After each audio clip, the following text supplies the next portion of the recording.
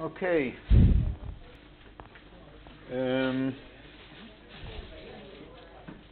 So the topic today is,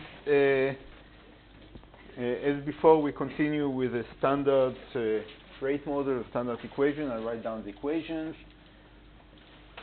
Tau hi dot is equal to minus hi plus sum over j, jij, rj plus some external input,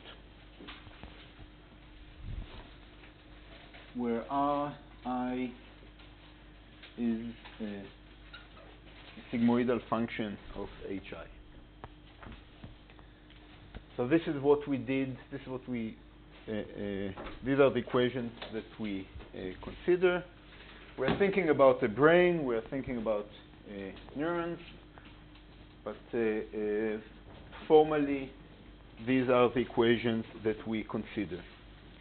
So what we did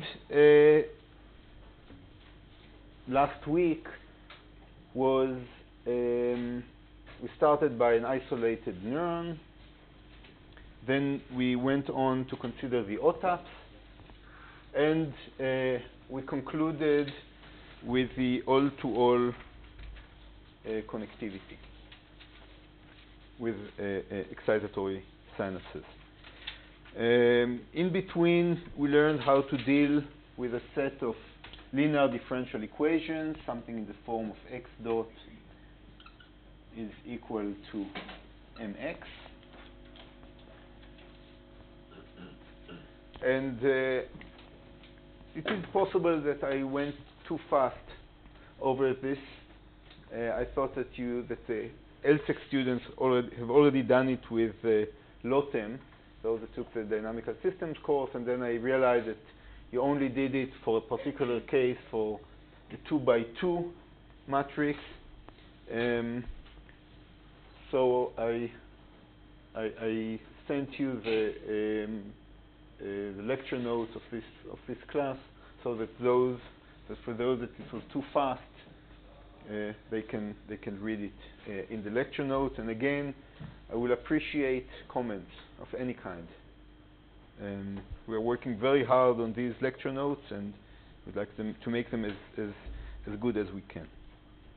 Any questions before I continue? So several things that I wanted to say about the all-to-all case before moving to the next example. The first comment is mostly directed to the physicist in the audience. The all-to-all case that results in two possible solutions, either the all-to-all case in the bistable regime is in fact very similar to the equation that describe the dynamics of a ferromagnet with spins. So you can think about the neurons as spins. It can be in two states, but if you add temperature, so you can think about the sigmoidal function as something that describing the probability of an up state. And because of the all-to-all connectivity, the entire network is either in an up state or a down state and stays in that state. So this would be like the direction of magnetism in a ferromagnet. So this is one comment that I wanted to make. Another comment that I wanted to make was the following. So we found out that the equations describing the network with all-to-all connectivity are very similar to the equations of the OTAPs. So one implication, and there was one when considering the stability, we found that also the stability or the conditions for stability are similar, and the reason that the two models are so similar is that in the all-to-all connectivity, when we analyzed stability, we found that the model is stable in heterogeneous directions. So neurons tend to be similar to each other. And as a result, the network of many neurons behaves as if it is a single neuron. And we will encounter examples of this phenomenon, that an entire network can be described by a single variable, or part of a network can be described by a single variable. This is something that we will also encounter throughout the course. It will not always be the case, but in some cases, when we want to describe the dynamics of a large network of neurons, we in fact only think about the entire network as a single entity, as a single dynamic variable. And this would be true if the dynamics are stable in directions that are heterogeneous within a network. In other words, if all neurons tend to behave in a similar way. So these were the things that I wanted to add to the all-to-all model. And now I would like to move to a new example, which would be mutual inhibition.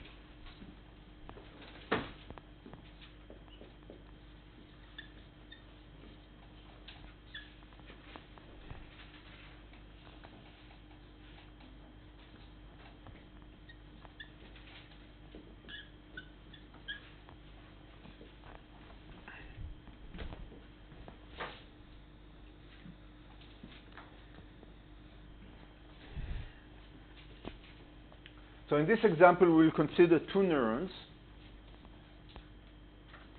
neuron 1 and neuron 2, that are connected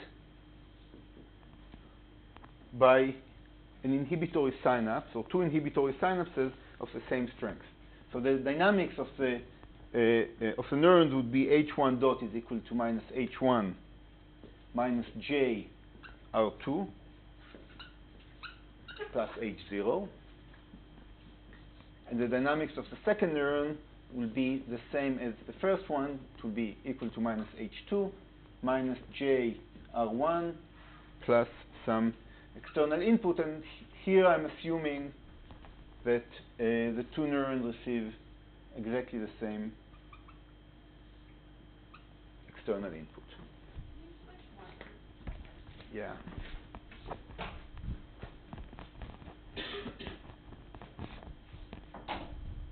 Do you need me to rewrite this, or just in the future?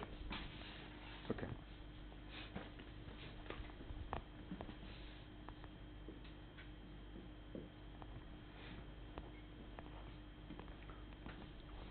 There should be tau here,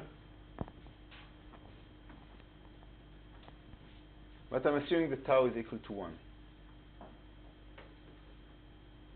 How can I assume that tau is equal to 1 if tau has, I don't know, 20 milliseconds?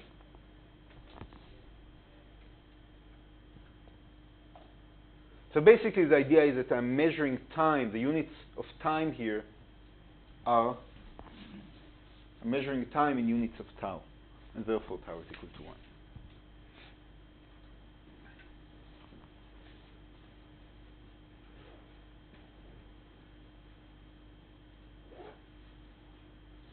So before analyzing these two equations, what do you think will happen? So you have two neurons, and they inhibit each other.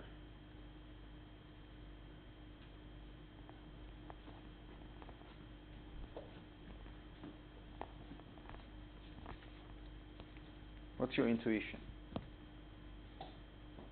It's always helpful to think, to know the solution before doing the math.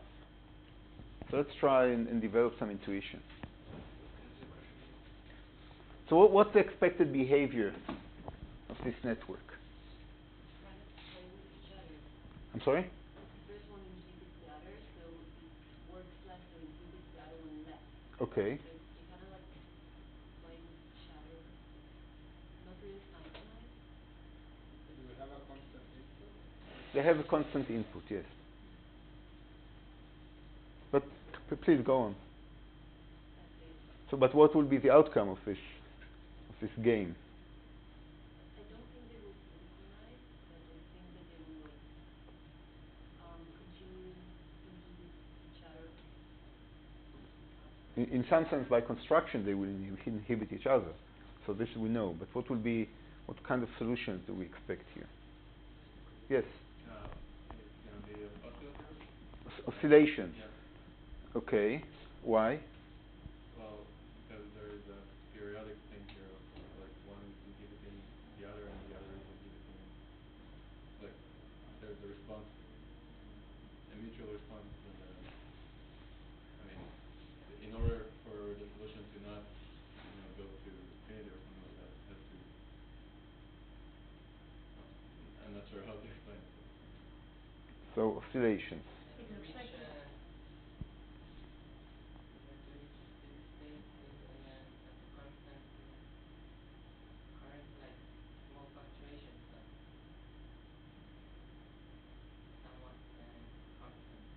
So there are several questions that we can ask here. One is whether we will have a fixed point solution or oscillations, as you suggested. So that's a question that relates to what you were saying.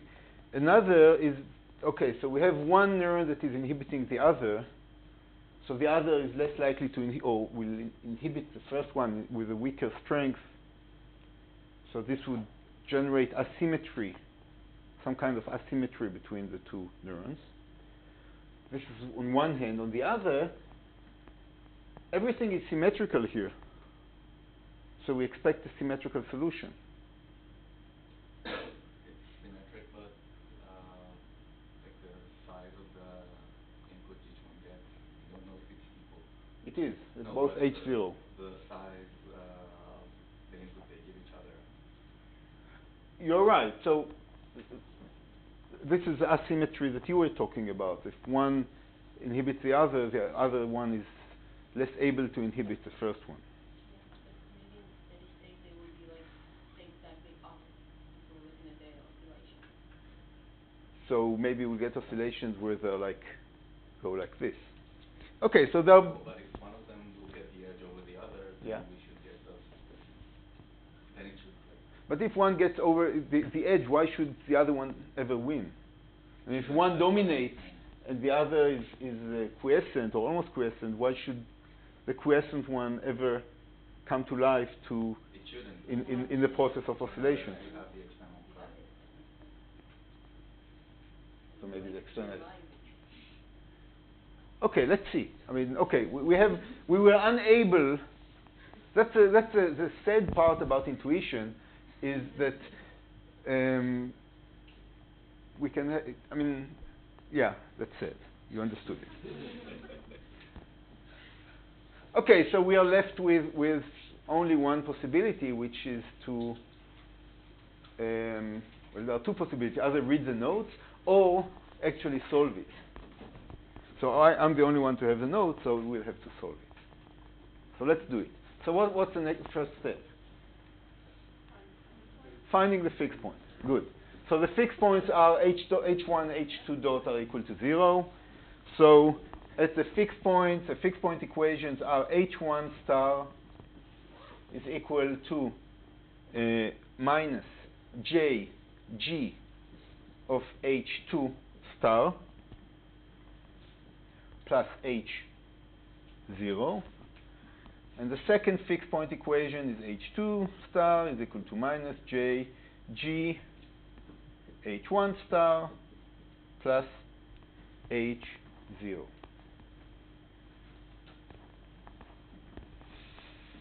Okay.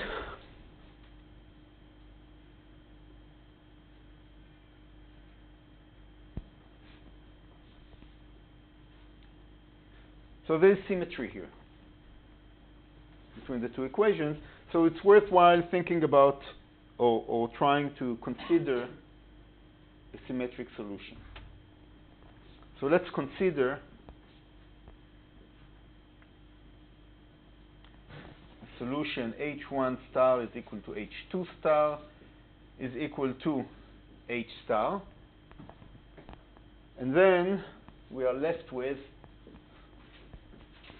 H star is equal to minus JG H star plus H0.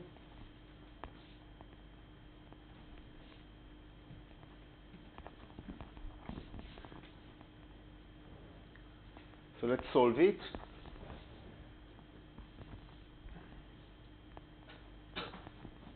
So the way to solve it is I'm going to draw it, and I'm going to use your approach.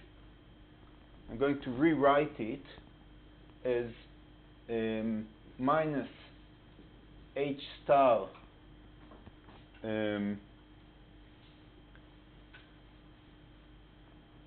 over J is equal to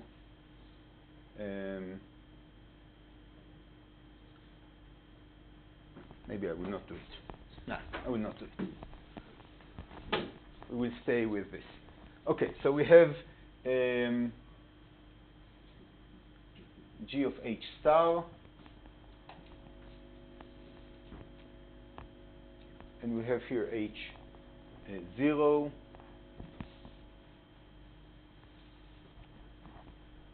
and the function looks like this. And this would be, I will write it like this.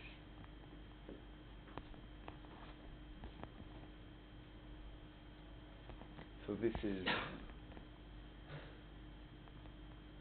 one will be JG of H star minus H0, and this would be minus H star.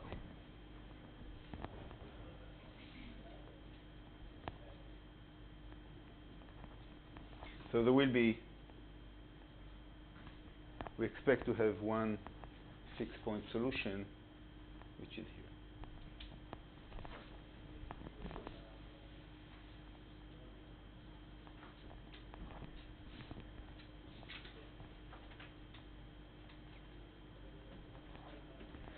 Okay.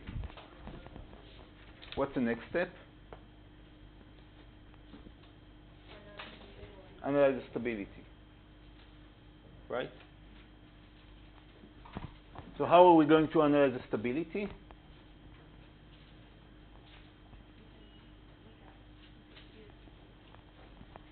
So we take these equations and we linearize them.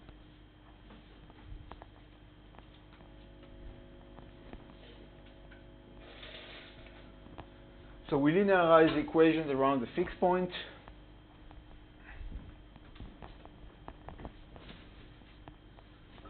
So as we did last week, delta H1 dot is equal to minus delta H1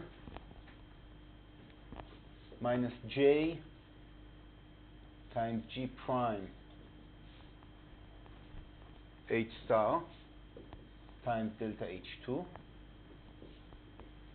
Delta H2 dot will be equal to minus delta H2 minus G prime H star delta H1. Is it clear to everyone how I moved from this equation to this equation? Any questions about this?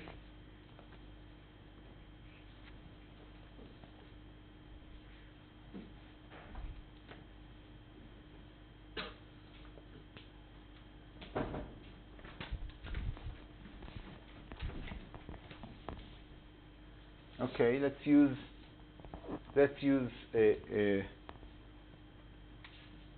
matrix notation. So we have delta H1, delta H2 dot is equal to minus 1 minus A minus A minus 1 times delta H1 delta H2, where A is equal to J times G prime H star.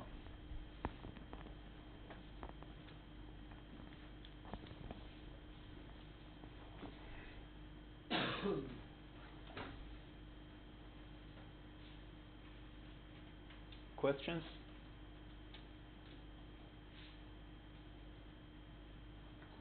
In the upper vector, should it be delta H2? That's the part. The right vector.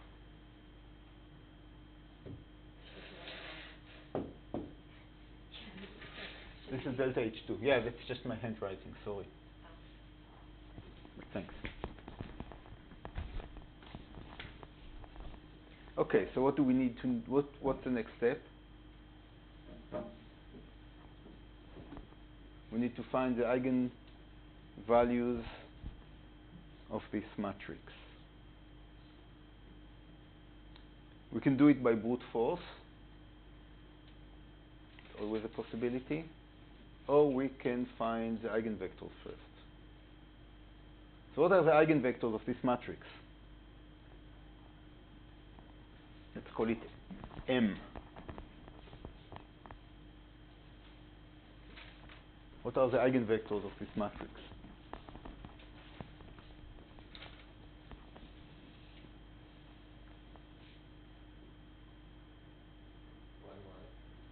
Why 1, 1? Who said 1, 1? There's symmetry in the matrix. There's symmetry in the matrix. So let's consider 1, 1. So we have minus 1 minus a. This would be multiplying it by 1, 1. And minus a minus 1. So 1, 1.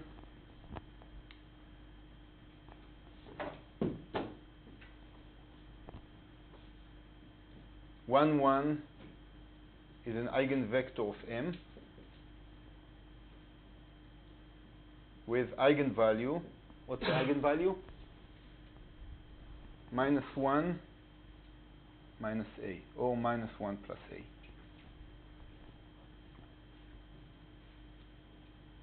So the interpretation of this eigenvector, or of this perturbation, is perturbations in the activity of both neurons together. So we have a fixed point, and now both neurons change their activity together in the same direction. And what will happen to this perturbation? It will decay exponentially because this term is negative. Are we sure that it's negative? How do we know that A is negative? How do we know that A is positive? Sorry, maybe A is negative. J is positive, and the derivative of G is positive because it's a sigmoid function. Okay. What's the other eigenvector?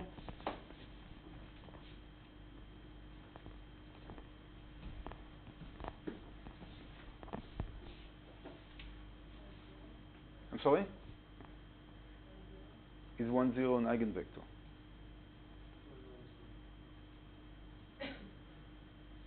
Why did you think that 1, 0 is an eigenvector?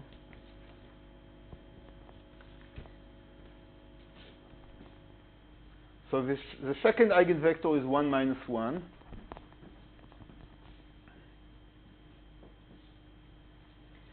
There are two ways. There are two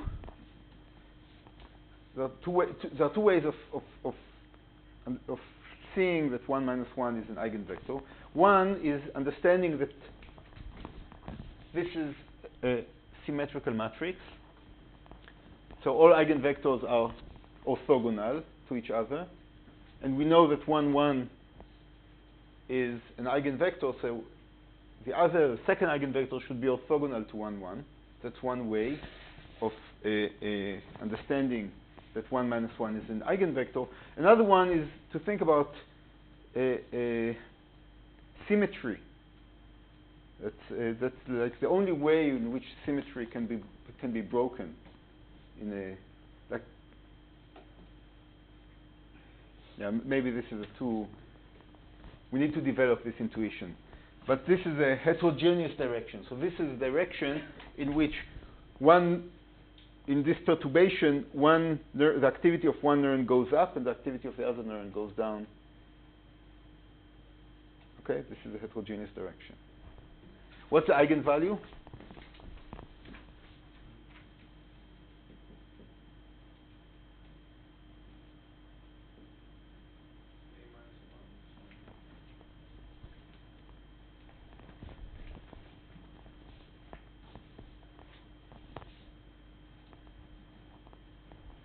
So the eigenvalue here will be minus 1 minus A.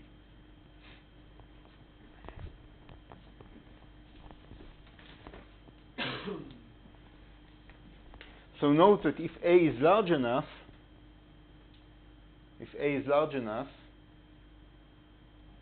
then this fixed point will become unstable. So if A is large enough,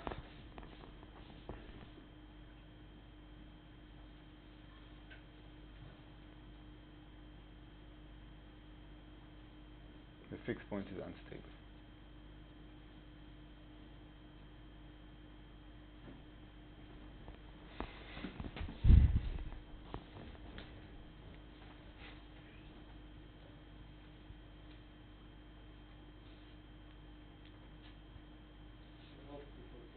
I'm sorry?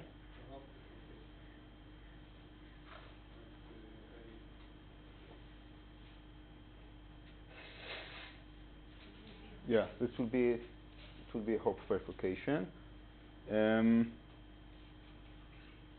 So what do you typically expect in a Hopf bifurcation? That you have one stable fixed point that turns into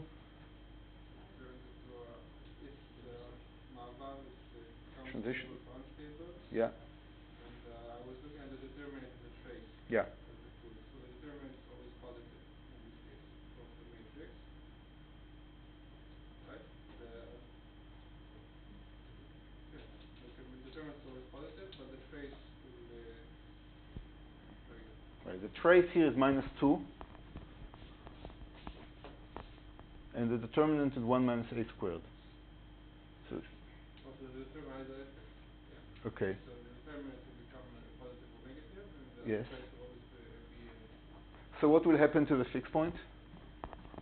a limit cycle is supposed to. No, Hopf bifurcation. This is a Pitchfork bifurcation. You said Hopf? Yes. Yeah, it's a Pitchfork bifurcation. Sorry. It's a Pitchfork bifurcation. And what happened in the Pitchfork bifurcation? Yes, change of stability of the fixed point, and what will appear? What's expected to appear? Two other fixed points. Well, looking at the fixed point solution, where are the other fixed points? How can you get two more fixed points here?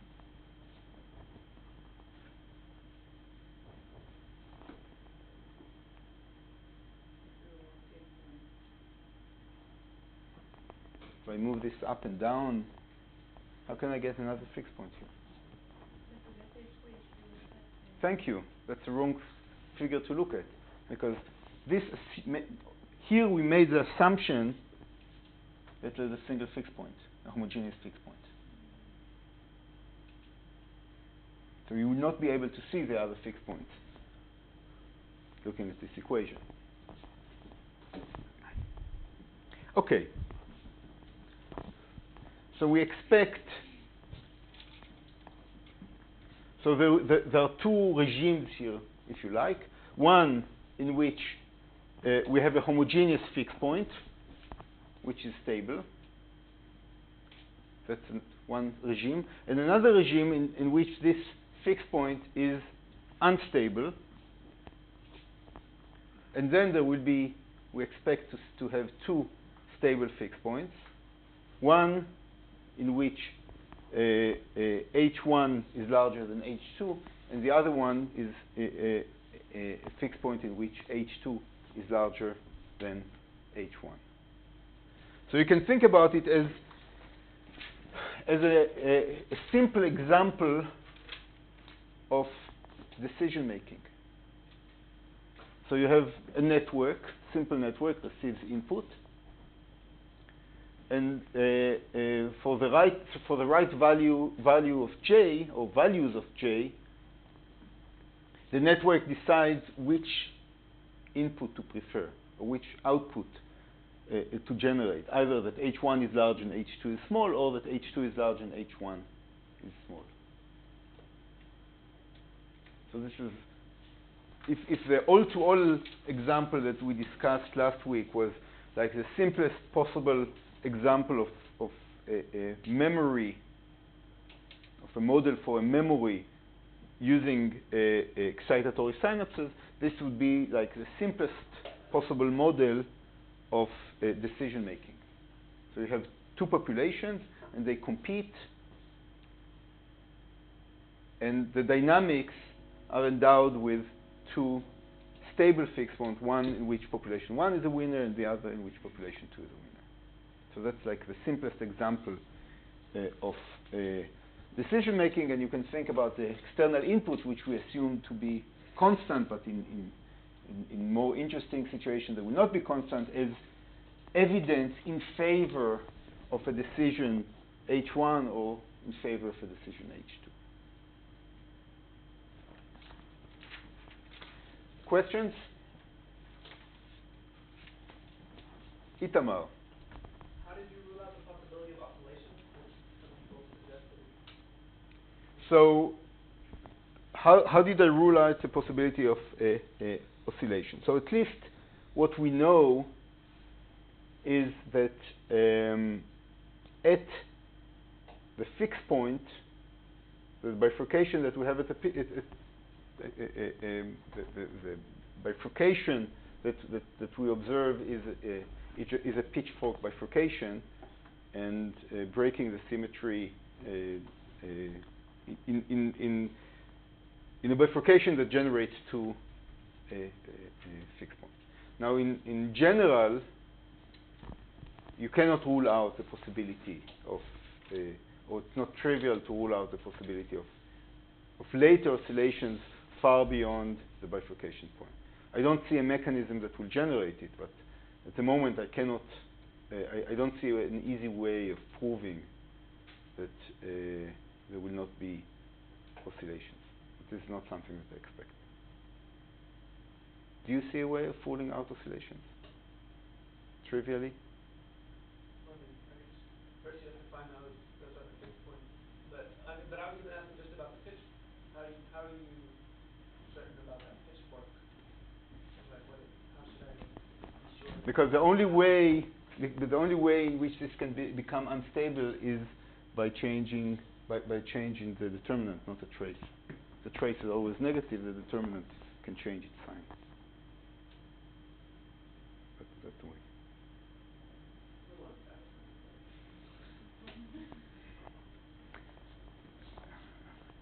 Well, there are two. I'm trying to interpret the comment. This is not satisfying. Can you elaborate? I can just ask again. What? So what is the determinant? The trace of? How do I know that means that I now have two fixed points? That's so tough. For this, you need to take Lawton's course. So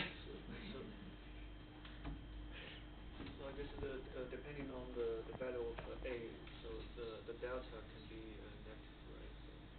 Yeah, it will depend on the value of A, yes, but the value of A is not trivial to determine, because changing, for example, J will change both this term, but it will also change this term.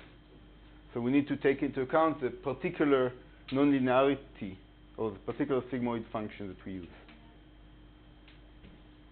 Yes? You made a comment earlier about when you took positive J, you said it's like a paramagnet. Yes. So when you take negative J, is it like an anti-paramagnet, like the symmetry breaking, like opposite spin, or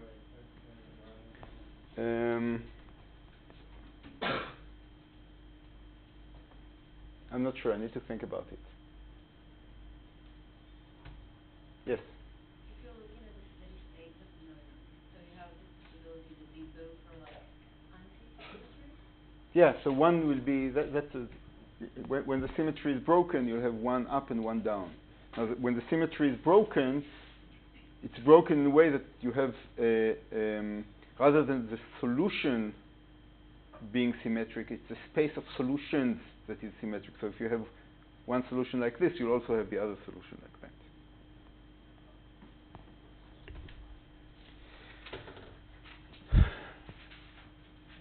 Okay, let's do another example. One way you can rule out oscillations. Okay, Right, an energy function. but this is not. We're still not there. Okay.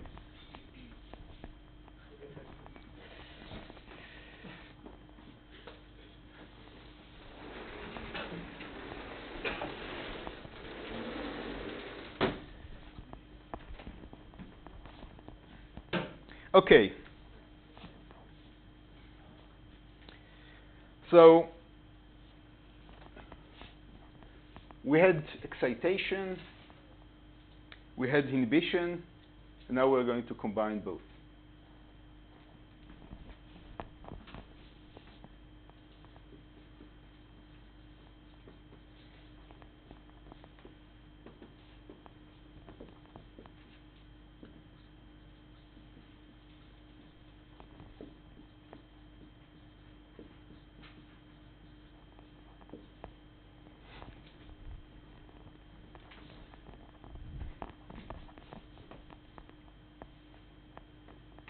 There is a constant current as well. Yeah. The idea is that we have two neurons. One of them is an excitatory neuron, which I will denote by E. And another one is an inhibitory neuron, which I will denote by I. And the excitatory neuron is exciting the inhibitory neuron, and the inhibitory neuron is inhibiting the excitatory neuron. So the equations describing the dynamics are HE dot, this is for the excitatory neuron, is equal to minus HE plus, yeah, let's add more, I forgot. So the excitatory neuron is also exciting itself. This is the famous OTAP that we discussed, and the inhibitory neurons is inhibiting itself. And we will write the equations. So HE dot is equal to minus HE plus self-excitation, JEE RE, that's the activity of this neuron, minus JEI, this is how we denote it, EI, that's the dynamics from neuron I to neuron E, times RI plus some external input, which I denote by HE0. And for the inhibitory neurons, HI dot is equal to minus HI plus, it receives excitation from the excitatory neuron, so this would be JIE RE, and there is the self-inhibition term, JII RI plus HI0, the external input to neuron I, to the inhibitory neuron. So here, note that I is not an index, it denotes inhibition.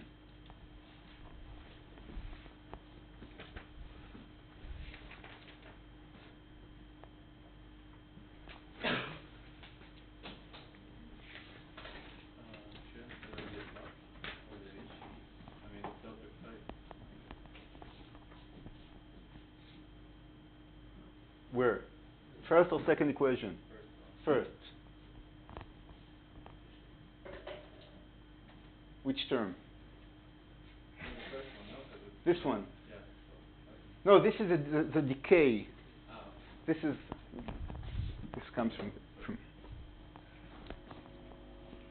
Okay.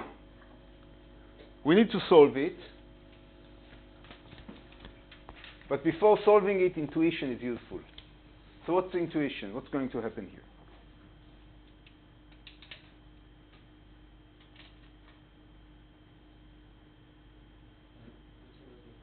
Yes.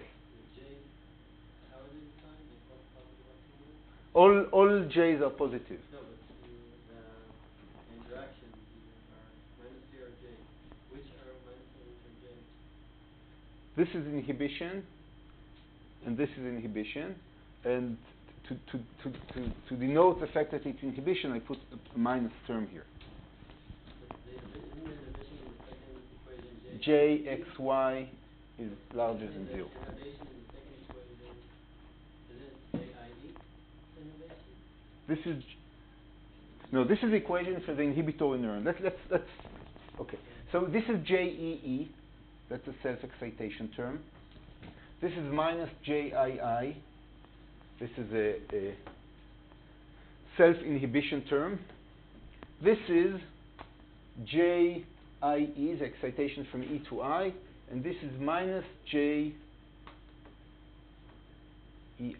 the inhibition on the excitatory neuron from the inhibitory neuron. Did I answer the question? Yes. Yeah. Okay. So I guess the best way to show it is to switch the term from the second equation. I'm sorry? Switch the term. So in the first equation, it's self excitation. So if you switch the second one, it's kind of symmetric. So people won't be confused. Sorry, I did not understand your suggestion. Okay, so can I comment? If we could just switch these two. Oh, the locations. The locations, so people won't get confused. Those interested can switch the two. Okay. So, intuition.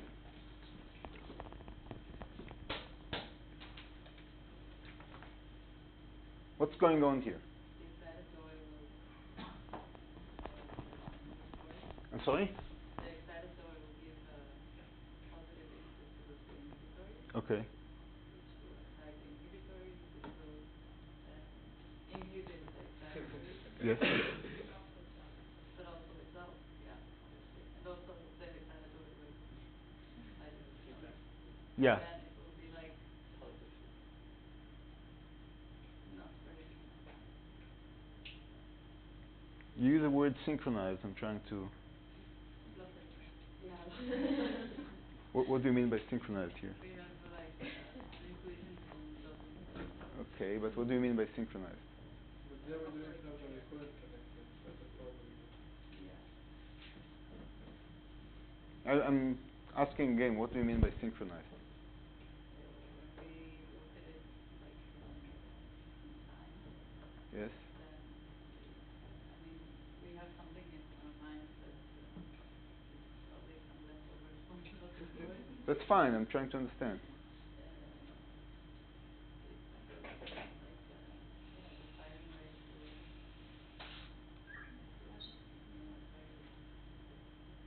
With what is the expectation? no, but it has like So if I'm going to plot, let's say h as a function of he and hi as a function of time, what do you expect to see?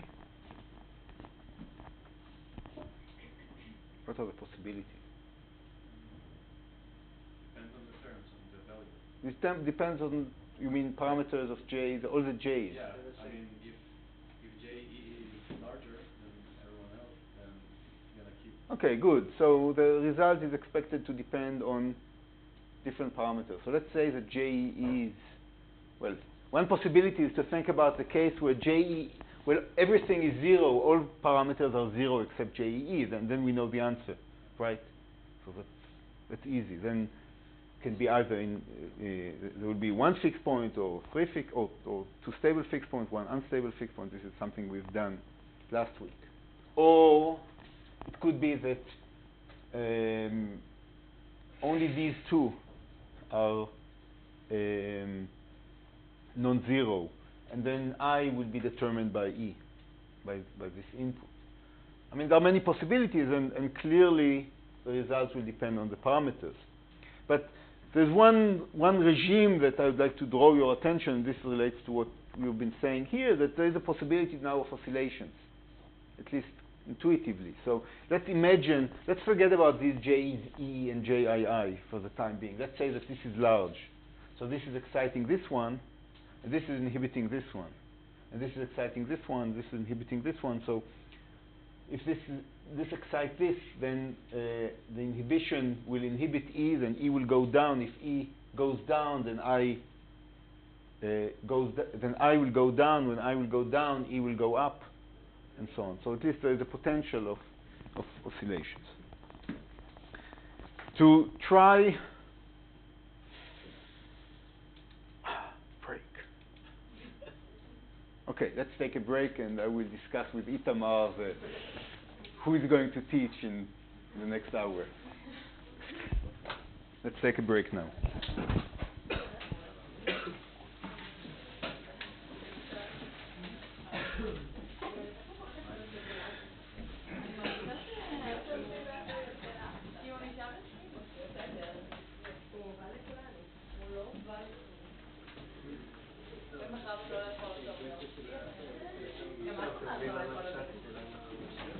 לא, טוב מאוד, אבל לא, העניין הזה של לבנות פוטנציאל אנרגיה, אני לא יודע. לא. אני לא בטוח שאני יכול לבנות פוטנציאל אנרגיה.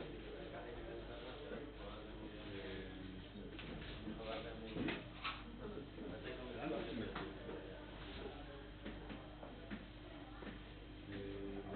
לא, סימטרי, צודק.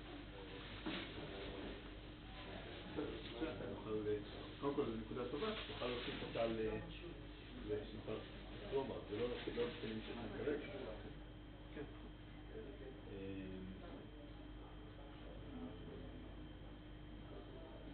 עכשיו, יש כאן נקודה שהיא נקודה עדינה, שאלה כאן, נגיד, קטע יכולת לדון בשאלה אם דבר כזה יכול להתקיים. האם יכול להתקיים מצב שבו A יהיה גדול מאחד? נכון. אתה יכול להגיד שתתמודד שיפולים, יש כאן כל מיני עניינים מדהימים. אבל... לא, חשבתי שבשנים קודמות כאילו הייתה קצת התקפות האלה.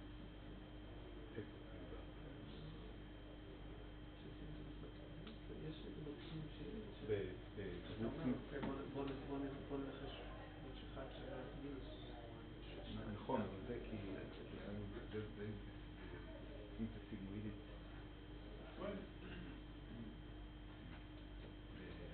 פאניק שטובוידית. שאלה, אנחנו עושים פונקציה סיגמואידית כללית. זה משהו שמתקבל. אז מה התכוונת? בואו להמשיך גם עכשיו, הדבר הבא זה לעבור לפרש של בין. מה אתה התכוונת?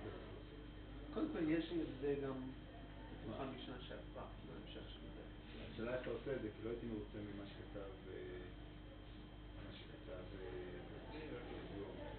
מה שלא הייתי מרוצה, אבל הוא דיבר על כל מיני תנאים, מה שאני רציתי לעשות. אוקיי. קודם כל לעשות קיום, לעשות קונפליקטה הפוכה, ואז לרשום את התנאים שהדטרמיננטה תהיה חיובית. כאילו מה צריך כדי ש... מה תכננת לעשות?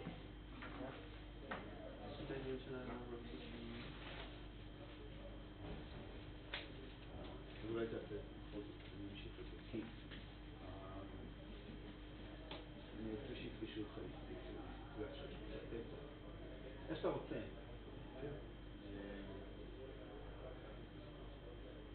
אבל פה מה שהייתי עושה,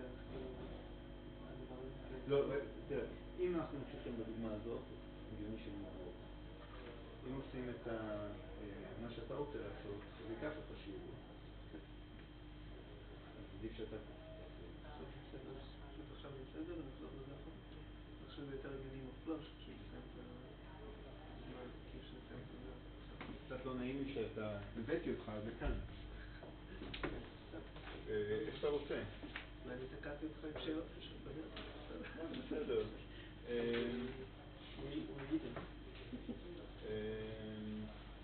נראה לי,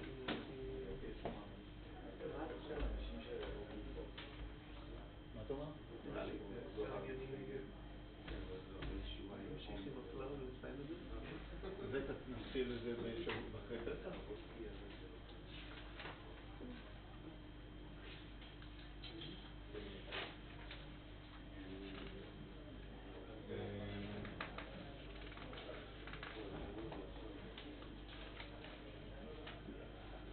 אפשרות אחרת, אם אתה רוצה לעשות את הדוגמה הספציפית כאן, שאפשר לחבר ליצור את הפיקסים עצמן, מבחינת היפרבולית, מה שהיה לנו אז, זה יכול להיות שעדיף. זה העניין שלי. ואם אני, אבל לא תתחיל ברבע שעה האחרונה.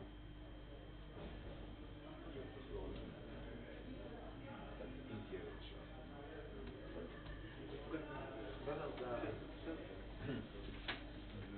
כן, אז זה באמת הנקודה, כאילו להתחיל את הדבר... אם אני אגמור באמת את הדוגמה האחרונה, ואז אפשר אחרי פסח לעבור... זה המקום ההגיוני גם להכניס את הדבר הזה, שהקומפלקס סיילנס.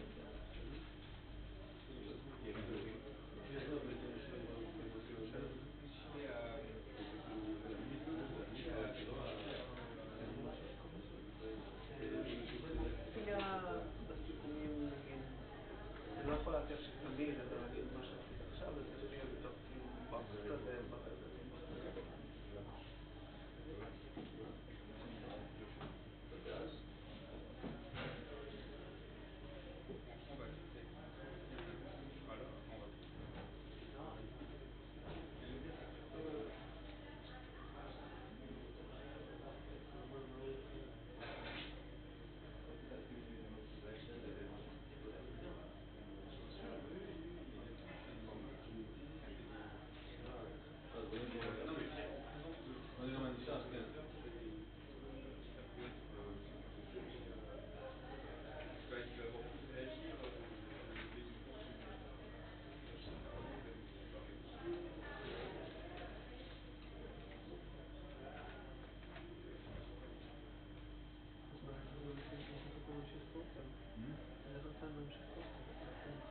אני כותב את זה כפר בשעות, אז שמתחילה, ואז נקליט 2-2,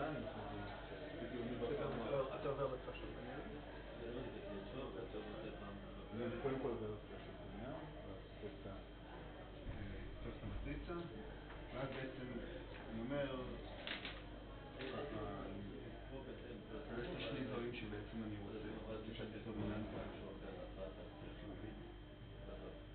אפשר לבדוק את כל המקרים, בכל אופן לבדוק את כל המקרים, זה כך מקרה של דומיננטה שהיא חיובית, זה אומר לנו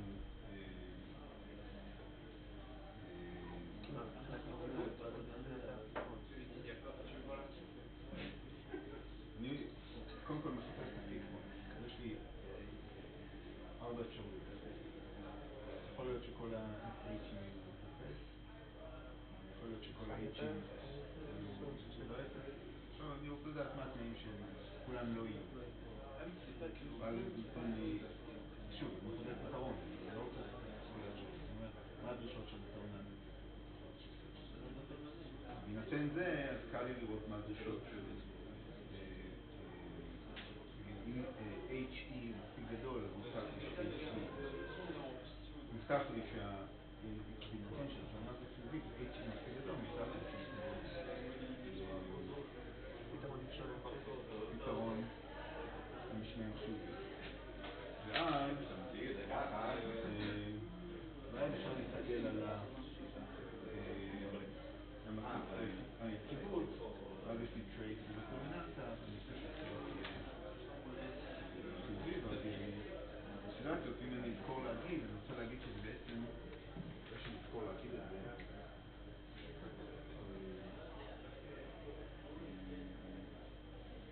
מודל לרשת, דיברנו על זה שני אלמנטים, אבל אם יש לנו יציבות בתוך כל אחת משתי האוכלוסיות, לא חשוב שזה מודל לרשת. שתי רשתות.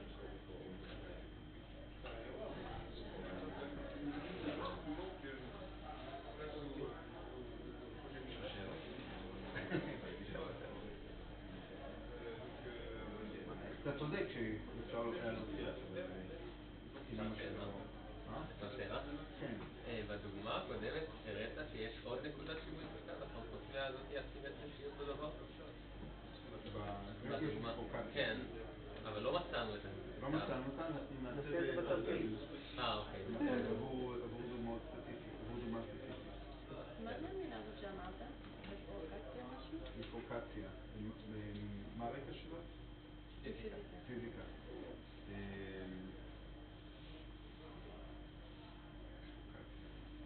אתה יודע מה זה? אוקיי. זה מונח מתחום של, רואים את זה בהרבה מקומות, דינמיקה לא לינארית. זה מונח שמשתמשים בו הרבה. כשיש לך, לוקחת משוואה ומסתכלת על הפתרון שלו. משנה פרמטר.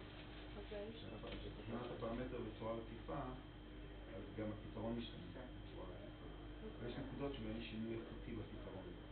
זה דוגמה. נגיד x לא שווה ל-ax.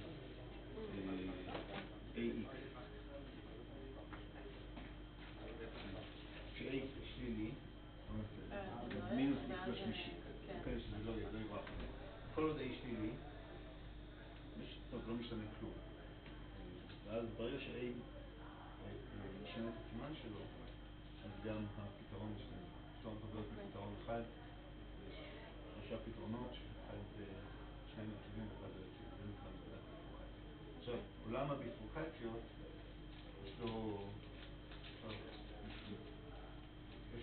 יש משפחות של ביפורקציה. כל אחת יש תכונות, יש ספר מאוד נחמד, למרות שהוא ספר מתמטיקה, הוא כיף וקליל בקריאה. יש דבר כזה.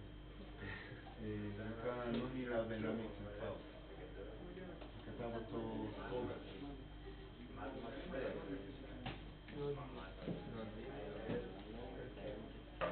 Non-Linear Dynamics. היו עוד איזה כמה מילים שלא הבנו. היה זה פיץ' או משהו כזה? מה? פיץ'? פיצ'פורק. זה אחת מסוגי הביפורקציה. הביפורקציה שתיארתי לך כאן, שבה יש לך נקודת שבט אחת שהופכת להרבה את היציבות שלה ונוצרות 2 יציבות, זה נקראת ביפורקציית קלשון. שזה הפיץ'? פיצ'פורק. פיצ'פורק. והפופ? פופ זה סוג אחר של ביפורקציה, שבו ניפגש איתה בשעה נוספת, וגם איתמר יותר יהיה לו בין, יש לך דינמיקה דו-ממדית, Pitchfork Bifurcation זה דינמיקה חד-ממדית שתיארתי, אז גם יש לך דינמיקה רב-ממדית, יכול להיות שכל הדברים המעניינים קורים רק במימד אחד. לכן גם רשת שיש לה 70 מימדים, משנה פרמטרים, בדרך כלל ביפורקציה תהיה או חד-ממדית או דו-ממדית. אחד המימדים יקרה לו את הדבר הזה. סוג אחר של ביפורקציה, שיש לך בעולם דו-ממדי, שיש לך דינמיקה שהיא דינמיקה מתכנסות אוסילטורית, ואז את משנה את הפרמטרים, ההתכנסות נהיית יותר ויותר איטית. ברגע שאת עוברת את נקודת הביפורקציה, אז מקבלת שהנקודה הזאת נהיית לא יציבה. ואז זה בורח. ואם יש לך לא לינארית, יש סוג של חוסר לינאריות, כמו בפיצ'פורק שמנו את המינוס x בשלישית, אז את תקבלי שקרוב לנקודה את נדחית, ורחוק מהנקודה את מתקרבת. ואז זה יוביל אותך לדבר שנקרא מעגל שלי. לא, פנדולום זה לא דוגמה טובה. לא, לא. פנדולום זה מקרה מרג'ינלי, זה מערכות משמרות, זה עולם אחר. פנדולום זה מערכות משמרות. כל מיני מדברים על מערכות מסיפטיביות, ופנדולום זה סובל כל ה... זה פריודיק, אבל זה לא לימיט. במקום לקרוא על זה, באמת בספר, כאילו, במקום ההגדה, אפשר לקרוא את זה, להקריא מזה, במקום הקטעים בארמית, אפשר להקריא את זה בסדר. זה ספר מאוד נחמד. צריכים גם לבקש את זה.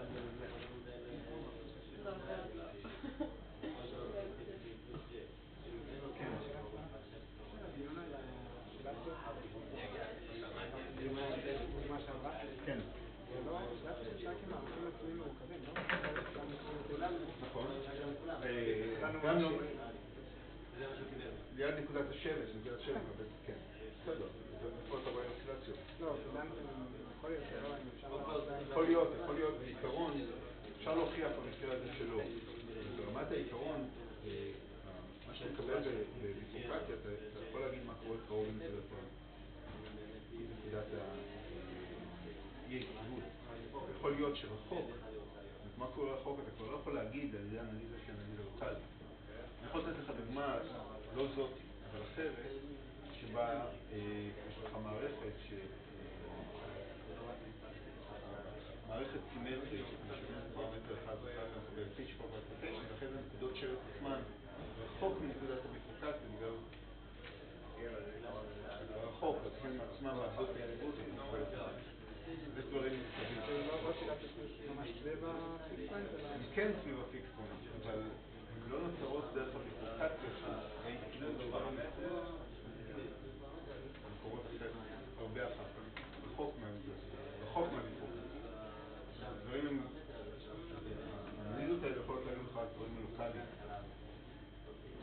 רחוק.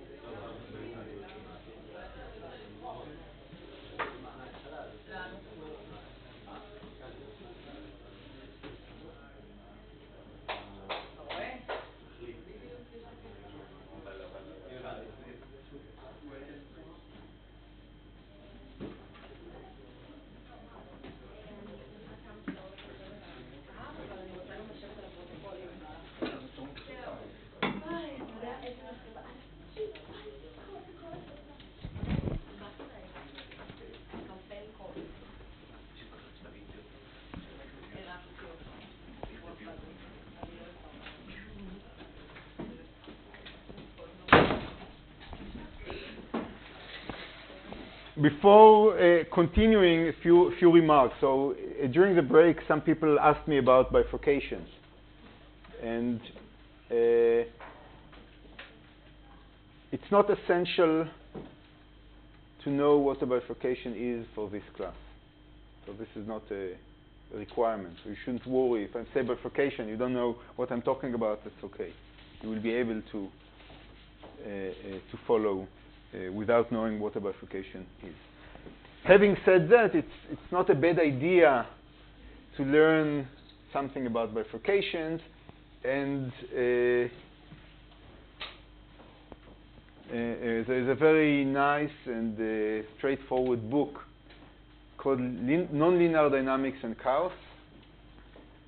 Itamar is holding it.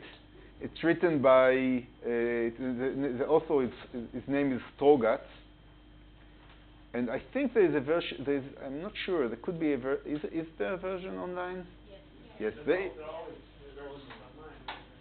either a legal PDF? Yes, maybe. I don't know if it's on the internet, so obviously. There exists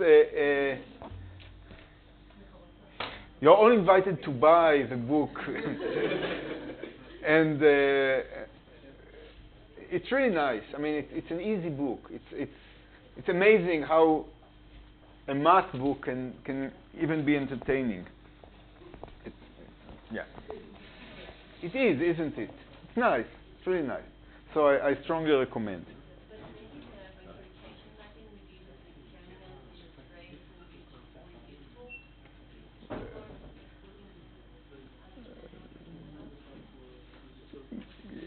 Yeah. Okay, so that's this is about a comment about bifurcations. And rather than Itamar teaching the second hour, I will continue with this example. So, in general, it's difficult to know what's going on. I mean, we had reasons to believe that at least for some parameters, we will have maybe a fixed point, maybe several fixed points. Maybe for other parameters there will be oscillation, but now we've already learned better not to judge our intuition, so it would be nice to prove it. So what we are going to do next is to analyze this set of equations, but using a particular nonlinearity, which we will also consider later throughout the course, and a particular g function. And the g function that we are going to use is called threshold linear. So we're going to use the function g of x is I forgot how what's the right note. Yeah. So that's this is how it's. This is a standard notation. So this implies that it's equal to x when x is larger than 0 or larger than equal, and it's equal to 0 when x is smaller than 0. So this is a function.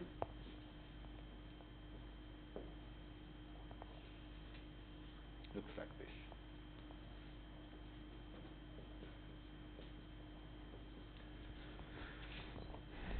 It's called threshold linear. So we will study this set of equations for this threshold linear function.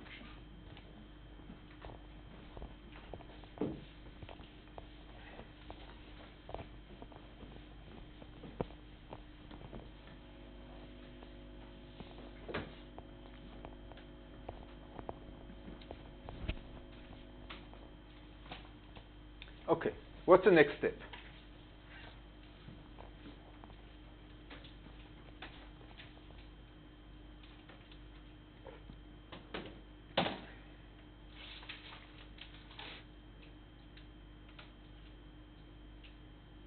We have fixed point. Okay, we need to find the fixed point. Okay, so let's write the fixed point equations. So the fixed point from the first equation would be HE plus JEE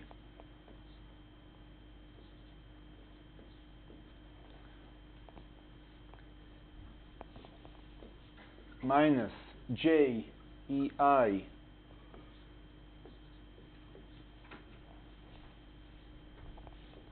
plus HE 0, so it should be equal to. And the second fixed point equation would be HI. Let's add the star just to, so that we will know that the fixed point HI star is equal to JIE HE plus minus JII HI star plus HI 0. These are the two fixed point equations.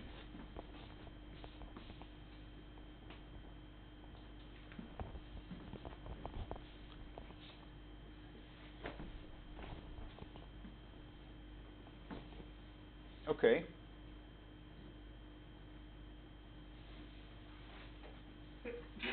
Next step. Well,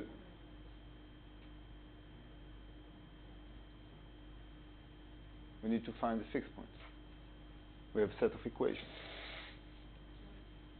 Sorry?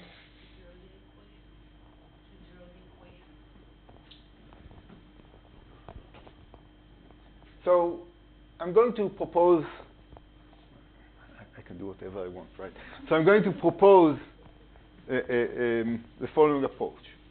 So in principle, there could be 4 possibilities for a solution. One possibility is that both HE star and HI star are equal to 0. That's one possibility. So let's try. Possibility 1.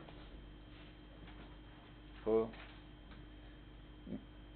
one possibility is that HE star is equal to HI star is equal to 0. That's one possibility, right? You mean that it's less than 0 and then this thing is equal to? Well, the fixed point solution is 0. Think about fixed point solution. That's one possibility. Second possibility is that HE star is equal to 0 and HI star is not equal to 0. A third possibility is that HE star is not equal to 0 and HI star is equal to 0. And the fourth possibility is that H E star is larger than 0, and H I star is larger than 0. Right? These are the 4 possibilities. Now,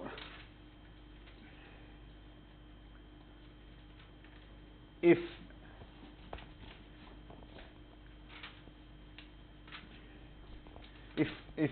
the HE or HI star are equal to 0, then they don't contribute to the input to the other population. So in some sense, a solution, these solutions, the solutions for which one of the H's is equal to 0, these are possible solutions, but not very interesting, because this would be a regime that we already know how to solve. For example, if I star is equal to 0 and HE star is larger than 0, this implies that the inhibitory population doesn't contribute anything to the excitatory population at the fixed point. So all the analysis that we did, that we've already done in the framework of the OTAPs, this is something that we can do here. So that's not these are not the interesting solutions for this network. We will focus our analysis on these solutions. So we will look for these solutions, and we will find we will find a set of parameters such that this solution exists, and we will consider only this case. Because we can also do it. We can also consider the other cases, but they are not very interesting, and I don't want to bore you with these solutions.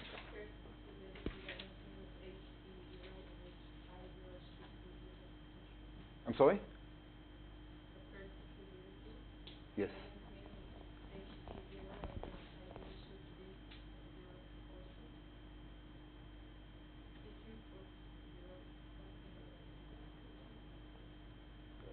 Sorry, I didn't understand your question.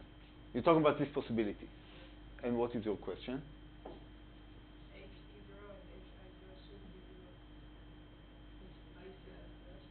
If? Let's say that they are both negative. This is very large and negative, and this is very large and negative.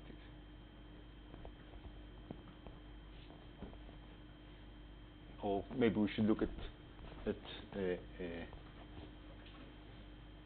oh, I see. Yeah, so you're absolutely right. This is not the H, these are the R's.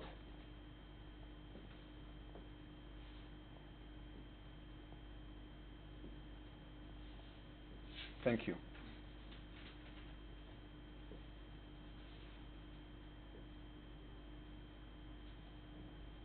It's activities. So in other words, I should have said that the H's are negative, not equal to 0. So either writing it as negative H's or writing it as R's being equal to 0. Thank you for your comment. Okay, we will focus on this solution. So if this is the case, then we can replace the threshold nonlinearity in the fixed point equations. We can replace it with a linear part of the fixed point of this nonlinearity, and then we can write the fixed point equations in the following way. This would be 1 minus JEE. Here we'll have JEI. This will be minus JIE, and this would be 1 plus JII times HE star, HI star is equal to HE0, HI0.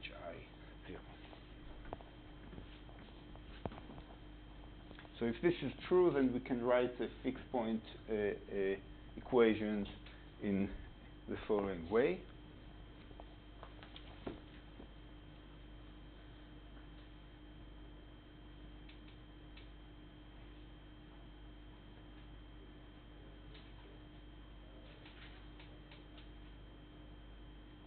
And what will be the solution?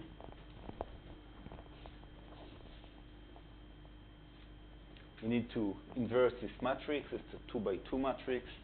So you already know by heart how to invert a 2 by 2 matrix.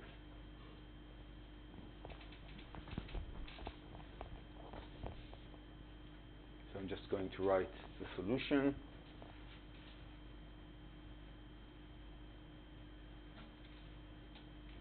Let's call this matrix M. It's the only letter that I know for a matrix. So 1 over that's the determinant of M times what?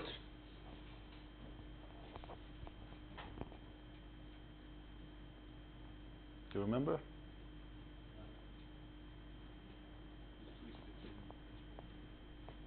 You have a switch between what?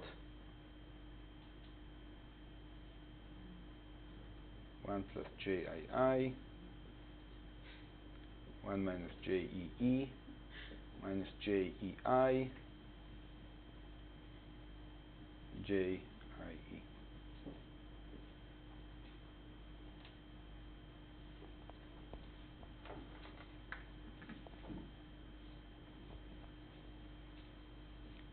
HE star, HI star is equal to 1 over the determinant of M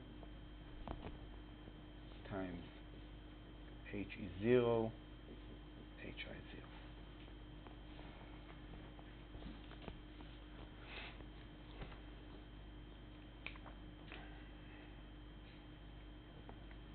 This is just M to the inverse of M. And I leave it to you to remind yourself that this is indeed the case.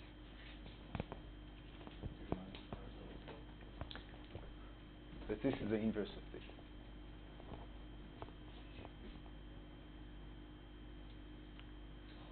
Okay, so we will have some values of H, E star, and H, I star. But remember that this is only true if the fixed point solution yields H, E star, and H, I star, which are positive. Right?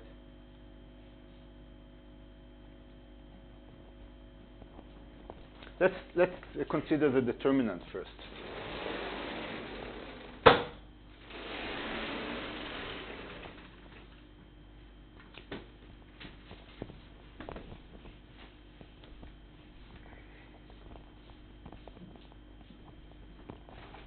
What can we say about the determinant?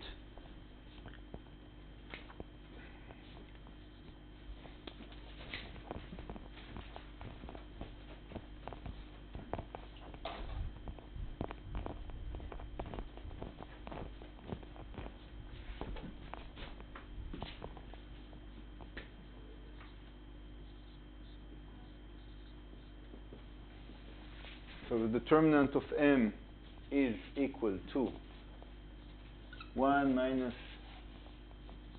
JEE 1 plus JII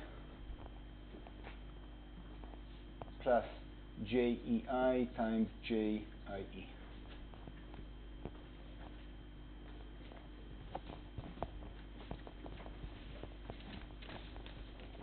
So let's focus on what's interesting here. So we will consider the regime in which the E to I and I to E connections are strong. So if this product is large enough, then we are sure that the determinant of M will be positive. So this would be for sufficiently large JIE times JEI times JIE, then the determinant of M will be positive.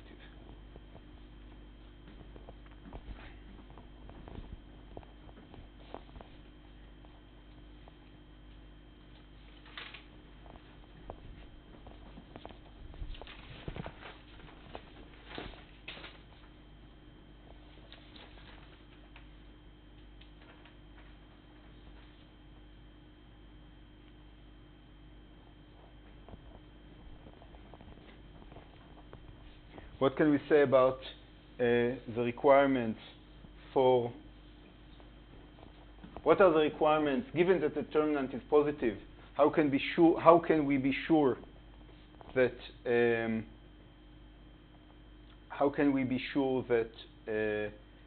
HE and HI will be positive?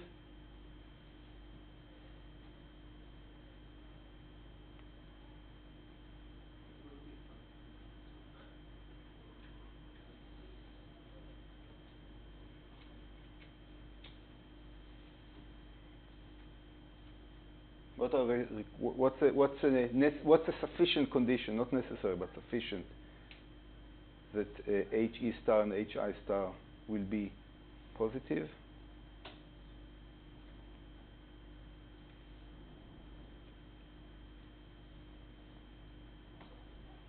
You multiply it from. So look at this HE term. So this is positive and this is positive. So if HE0 is sufficiently large,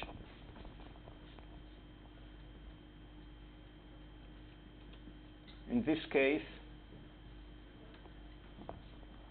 if HE0 is sufficiently large, then then HE star is larger than 0 and HI star is larger than 0. So we know that there is a set of parameters such that there is a solution for which HE and HI will be positive.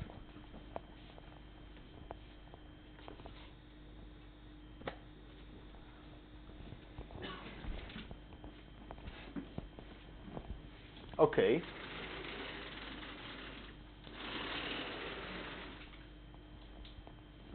What is the next step? So we found that there are parameters such that there exists a solution that is interesting, a solution in which both populations are non-zero. The activity in both populations is non-zero. What's the next step? Before that, we need to consider the stability of the fixed point. So how are we going to find the stability of the fixed point? We need to linearize this set of equations.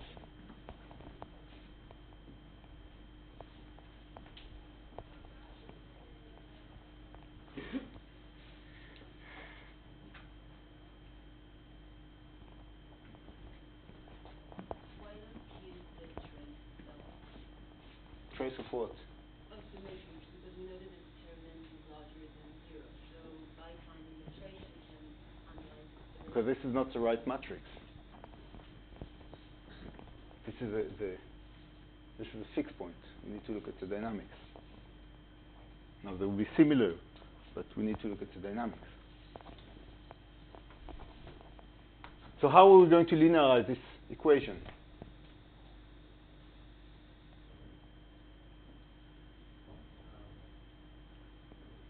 The R's are going to be 1 when you derive it. It takes a derivative. So the good thing is that in this regime, at the fixed point, RE and RI are equal to HE and HI. So this is a linear equation. So we're already there. So we need to consider the stability matrix, or now we'll call it, okay, I need another letter for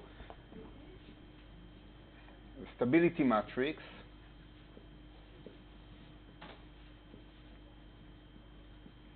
Let's call it N is equal to -1 plus JEE minus JEI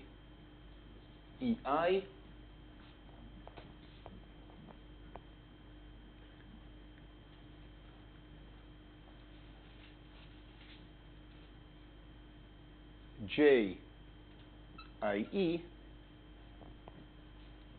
and here we have -1 minus JII.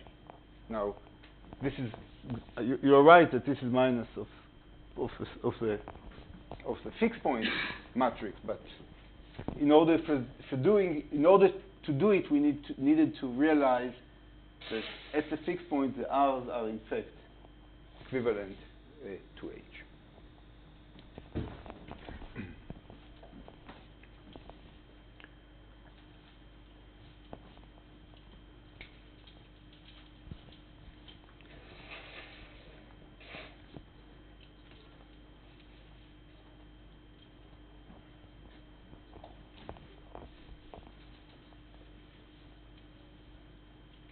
Okay. So what are the conditions for stability of the fixed point? So we need that the real part of the two eigenvalues has to be positive. I'm sorry, has to be written this way, has to be negative. So as Itamar will show you starting today and continuing after Pesach, there are two possibilities. One possibility is that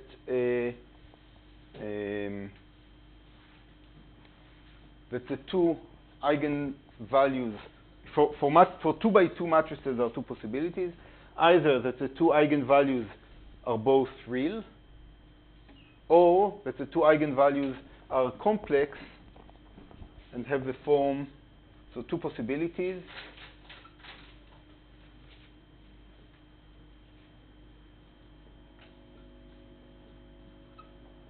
So we can have lambda 1 and lambda 2 are real, or that the lambdas are complex, and then they will have the form of lambda 1, 2 is equal to A plus minus IB.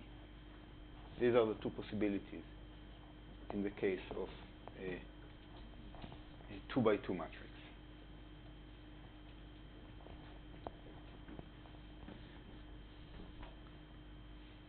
Now,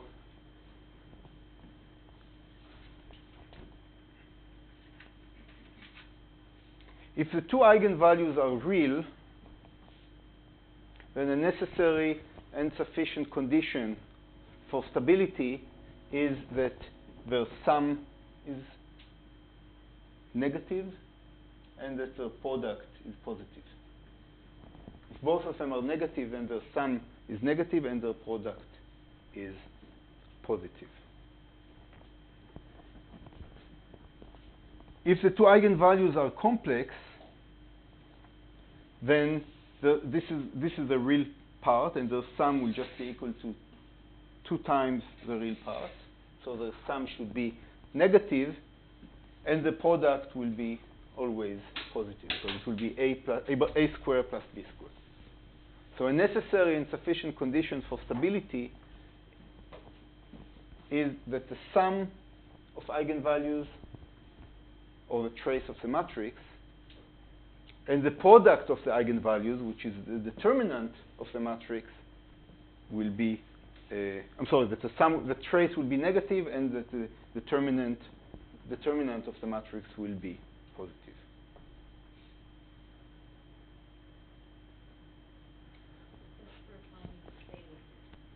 That's for finding a stable fixed point. So a necessary and sufficient condition for stability of a fixed point would be a negative trace and a positive determinant. Now we already assumed that the determinant is positive. We consider parameters such that the determinant is positive, so we only need to worry about the trace. So the trace of the matrix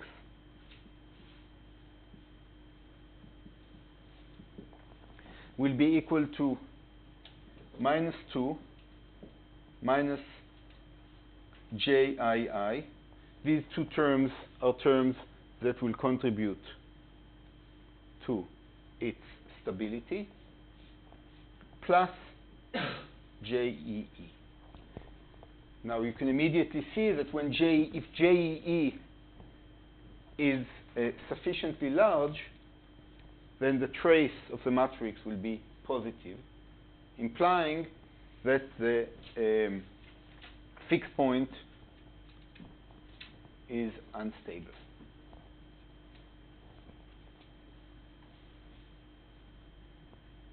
So for those interested in bifurcations, increasing JEE will result in a bifurcation known as Hopf bifurcation.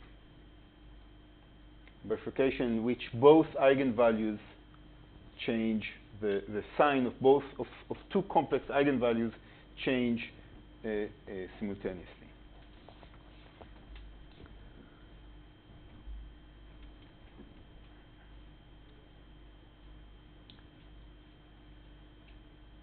Okay, so we have an unstable fixed point. So what kind of solutions do we expect?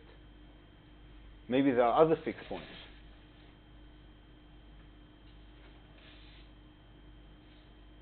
Are there other fixed points? If this fixed point is unstable, maybe there are other fixed points. Well, let's talk about fixed points first. Will there be other fixed points? Will there be other fixed points?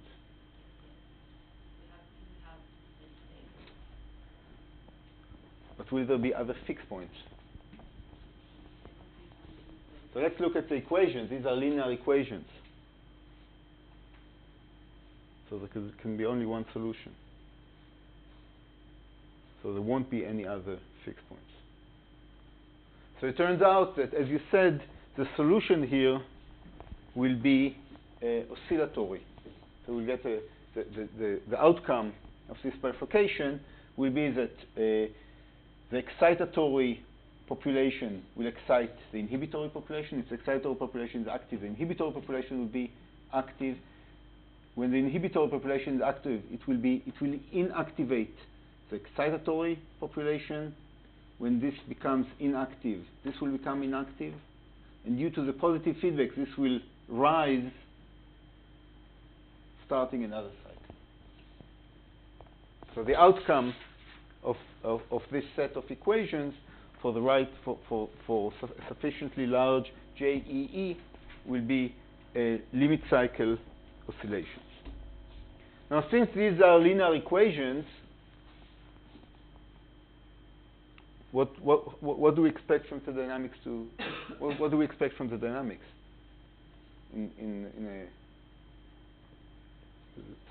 The dynamics will diverge, right? So how can we get the limit cycle if the dynamics diverges? Everything should go to infinity. Everything is linear here.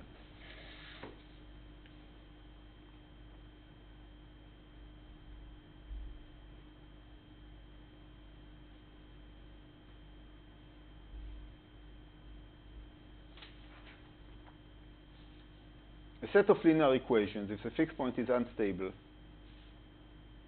the dynamics should diverge. What do you mean?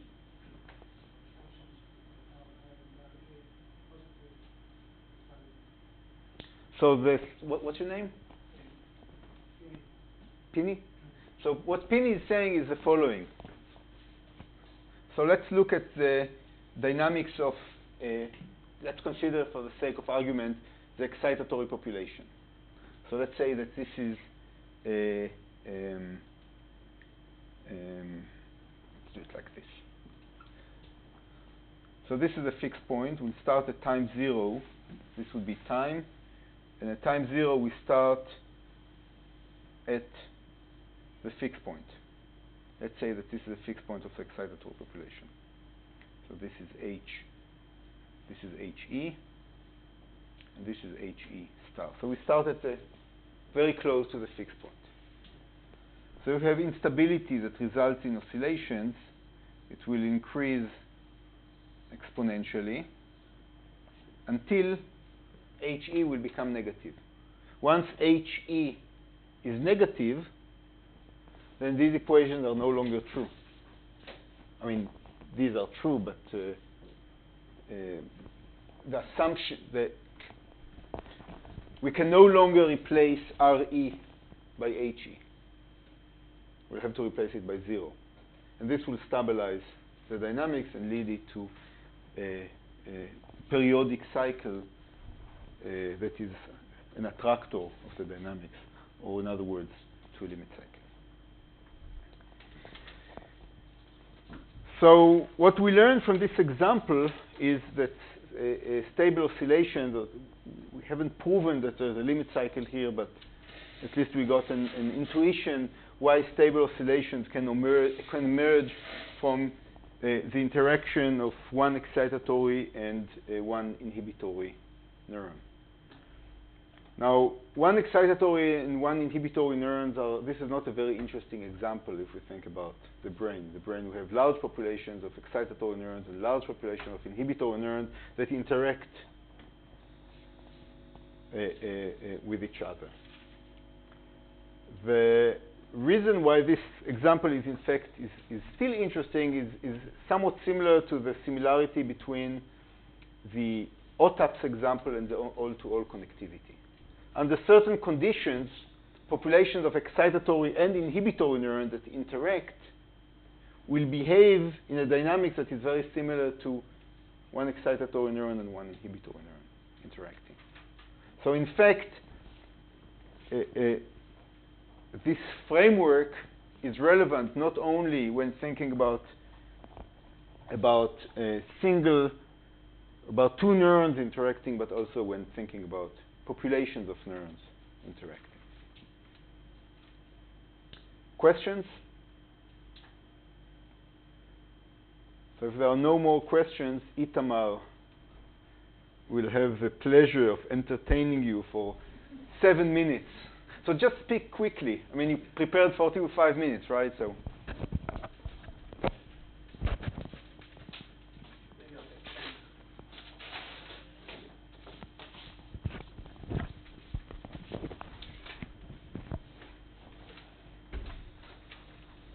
Okay, hello. My name is Itamar. For those who haven't met me yet, nice to meet you. I'm doing my PhD here at ELSEC under Chaim Sampolinsky, towards the end of a long extended struggle. And yeah, just before I get into the next section, there will be a homework exercise. First homework exercise will be published soon. Will be out there for you to solve during the Pesach break. It'll include, like all our homework exercises, an analytical part and a numerical part. And within that, we've added in the last couple of years a qualitative part. Probably it'll show up as a sub-question. And the idea there is really to get you to try to apply intuition and a sense of the qualitative implications of the questions, whether it's related to potential functions of neural systems. Usually those questions, by their nature, won't have specific right or wrong answers. They'll probably be graded as such. They'll be graded loosely, but they're definitely very important for you to actually get something out of this course, and so that you're not just solving problems blindly, but actually thinking about the meaning of what you're doing. So please give those effort. And generally, I'll say about the homework exercises, obviously, we expect that many of you will be working together, and that's great. But it should go without saying that everybody's responsible to do their own work when it comes to what you actually submit, whether it's the computer simulations or the analytical part. That's it about that. I guess another general thing to say, I think Jonathan already said on the first day, is that we don't have a very clear, hard distinction between exercise section, Tirgul, and the lecture section. So we'll trade off kind of as we see fit, and sometimes I'll teach things that are more like a lecture. Jonathan might even do Tirgul type things. And yeah, that's the way it is. I'll have office hours. I don't think I set a time yet. I don't know. I'll set a time and I'll let you guys know. I'll have office hours. You can come to me every week for an hour, and if that doesn't work for you, send me an email. I'll be happy to meet. So in a few minutes that remain, I want to take a step back from all this and kind of take a vantage point where, from my perspective, all this are just these are the exercises. This is like a Tirgul, really specific, concrete examples of networks, and I want to take a zoom out but only for now look at linear dynamics.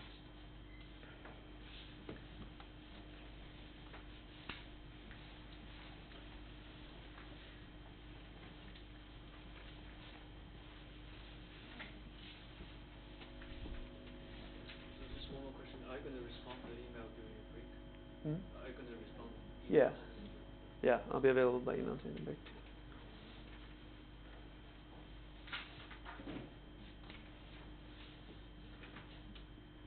Okay, so we've already seen this a number of times. But my aim in returning to the linear dynamics here is now to kind of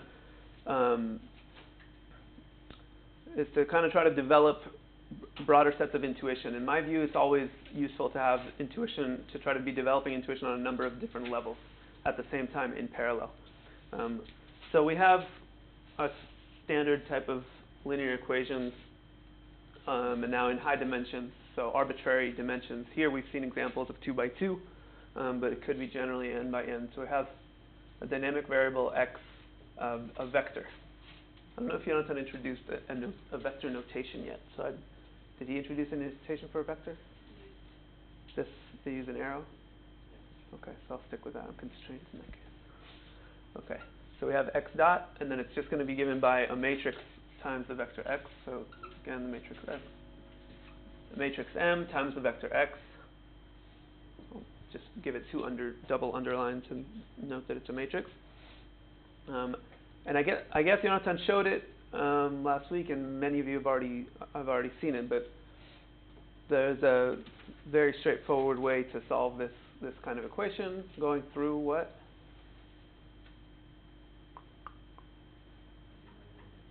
Eigenvectors, right? So what's going on? What is an eigenvector? Like in linear algebra, you learned about an eigenvector. It was just kind of like, okay, here's a matrix, and here's the different form that matrix you can write it in.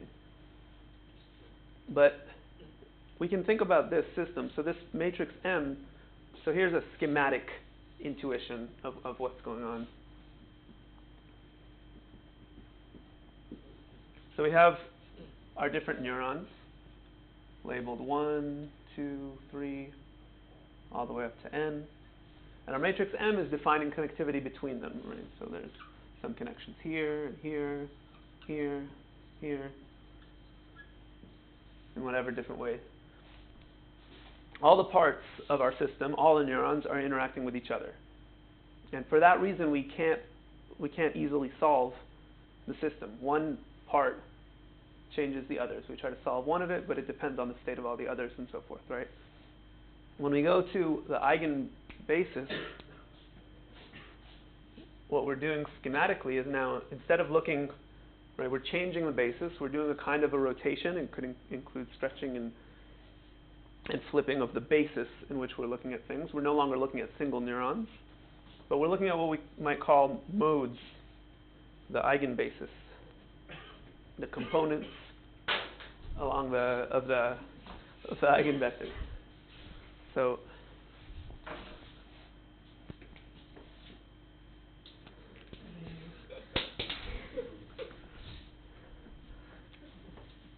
okay, that's better. When we go to the Eigenbasis, which I'll do it algebraically, but first just schematically. So now we don't look at dynamics of single neurons, but we look at dynamics of what we call a mode. And a mode is a pattern of activity that's across the whole network. We might label those C1, C2 up to Cn.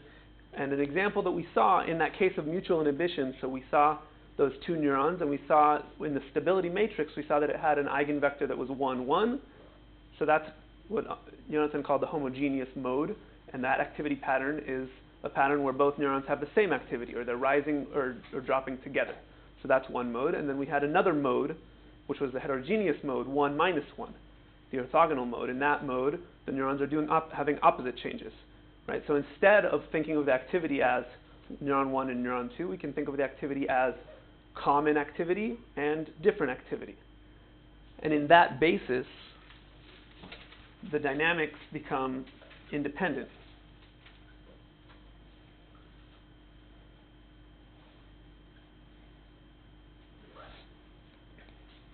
And the picture looks much more simple. Each eigenmode is really just connected to itself. And that's why we can solve it easily algebraically, but also kind of gives us a conceptual picture, a schematic picture of what this matrix is doing. The matrix is actually linking modes of activity across the network just to themselves, independently of all the other modes. Okay, so how do we see that algebraically? So we have the matrix M, and a set of eigenvectors.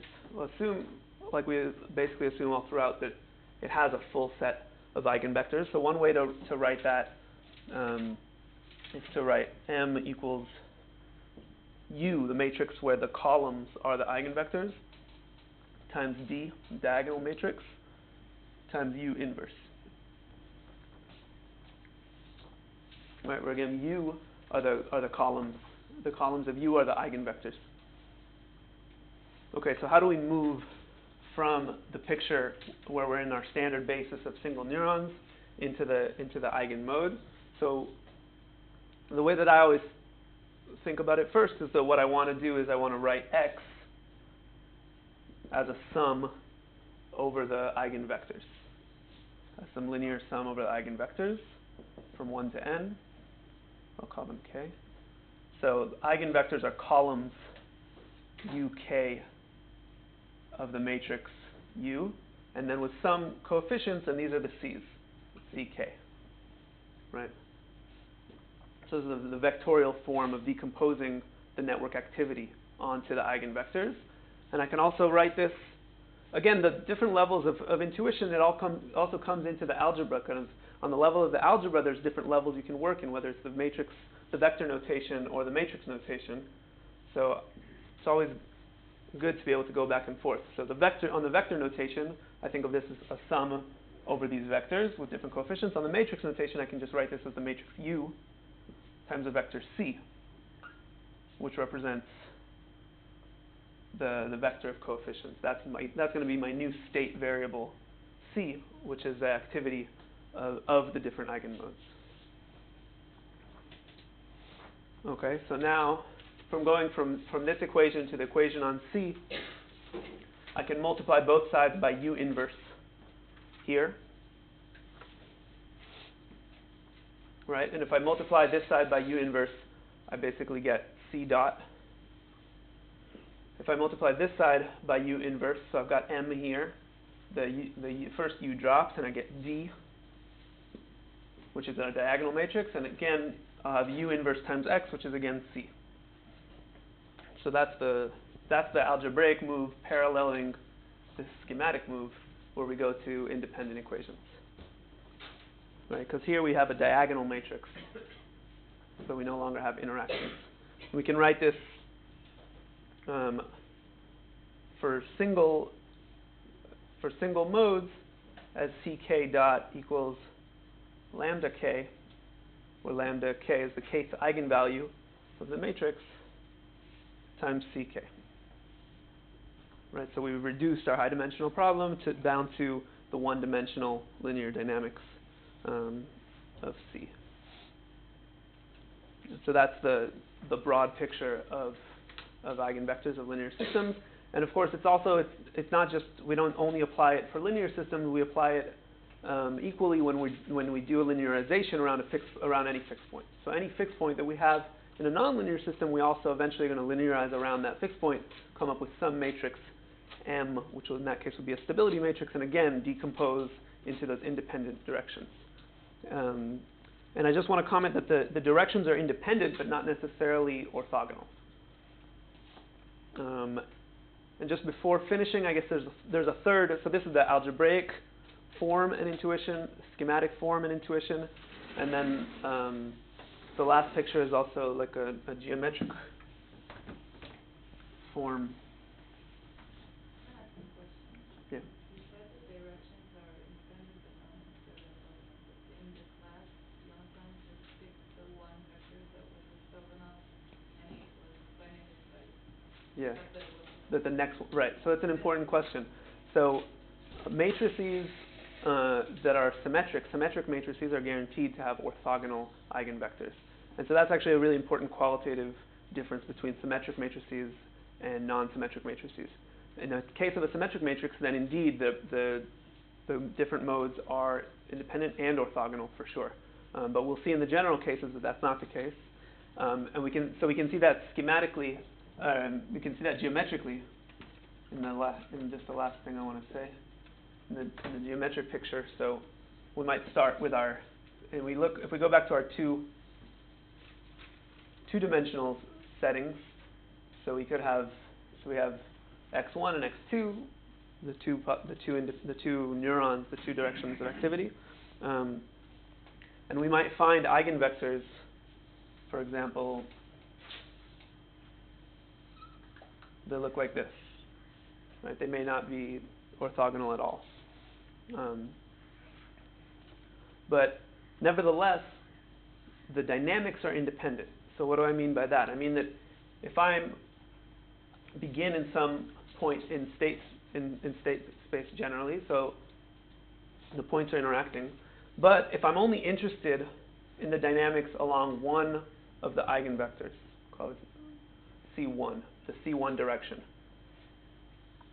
Right, so I just need to know what's the projection, what's the current value of this point C1, and the dynamics are fully along this direction are fully determined by that. To know the dynamics along this axis, it doesn't matter where I am along the other direction. So in that sense, the dynamics are independent, even though they're not orthogonal. And so then I know that if anywhere along here, for example, if this eigenvalue is negative, so anywhere along this axis I have exponential decay dynamics towards 0 along this direction. While on the other hand, I might have a positive eigenvalue along here, so along this axis I might be actually expanding simultaneously. So obviously, by the fact that they're not orthogonal, there's a common kind of projection, but as far as the flow of the dynamics, we don't need to know the rest of the system. And also, if we're in high dimensions, we could have another n dimensions going out here, but in order to know what's going on just along this axis, I can ignore and put everything else aside. So that's it, and I'll basically stop there, and I'll just leave a question which we'll come back to in some form or another, which relates back to what we just saw with the oscillations, is that this schematic picture makes sense, actually, only if the eigenvectors are real. Because what I drew here was really eigenvectors that are within the plane. But now we just saw a case where the eigenvectors and the eigenvalues are complex. So it still holds, the algebra still holds, and the schematic picture in some sense still holds, where we have independent dynamics along different modes, but now it becomes a little bit more complicated to think about the geometric picture. What does it mean to have a complex mode, and what does it mean to have a complex eigenvalue? And so we'll get to that, I guess, after the break.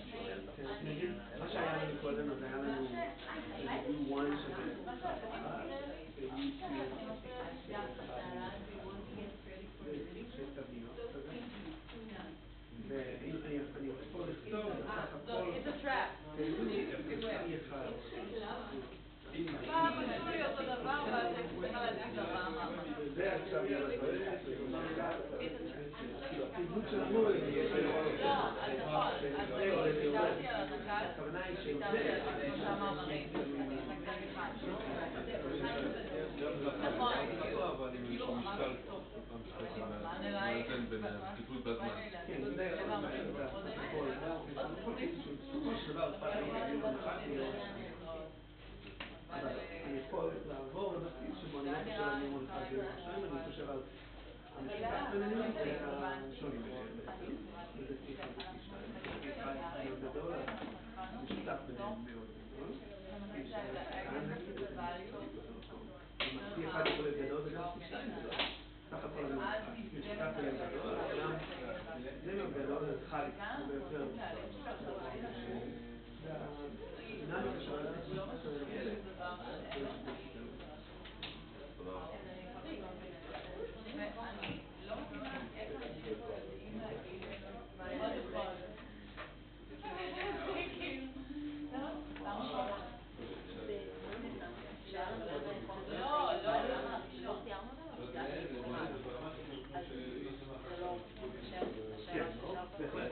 של זה התשובה.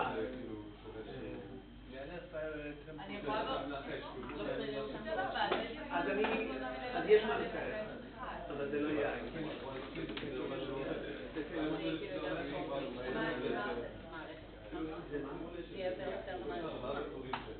אפשר להסתבר, בשנים שעברת אני עשיתי שיעור על זה, מה שעושים במתווה בסך אם יש לי אייגן בסס שהוא אז יש לו חבר מובטח ברגע שהאין ממשי יותר טוב, אבל לכן שני הוקטורים האלה, מה שמרכיב אותם זה שני וקטורים ממשיים. אחד זה החלק הממשי ואחד זה המדומה. יכול לכתוב את U, K, כאילו האייגן בסס סבבה, אז איך אמרה לכם? מי אני כמה שנים שתהיה אני מדבר שאותם אפשר לתאר, אלה מתוך העולם האנושי. מסתבר שאותם אפשר לתאר, והם באיזשהו מקום, הם מגדירים את הצורה.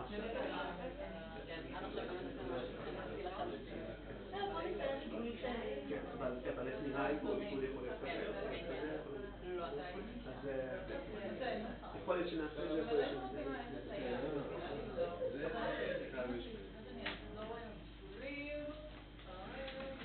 טוב, נראה איפה בנים. יש ספר שעוקב אחרי מה שאנחנו עושים עכשיו? יש כאילו קצת קרוב לכל ההקדמה אמרתי לך זה סאבט מדי theoretical neuroscience זה די קרוב זה בפרק שלי